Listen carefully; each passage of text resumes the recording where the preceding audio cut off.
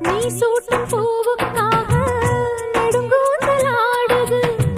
நீ வைக்கும் பொட்டுக்காக நடுநெத்தி வாடுது.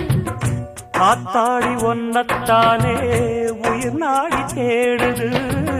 காவேரி எங்கே போகும் கடல் வந்து கூடுது. அந்திப் பொழுதில் தென்னங்கிளையில் தென்றல் கூத்தாட மையை எழுதி மஞ்சள் குருவி கையை கோத்தாட அடங்காத ஆசை கொண்டு நானும் போராட.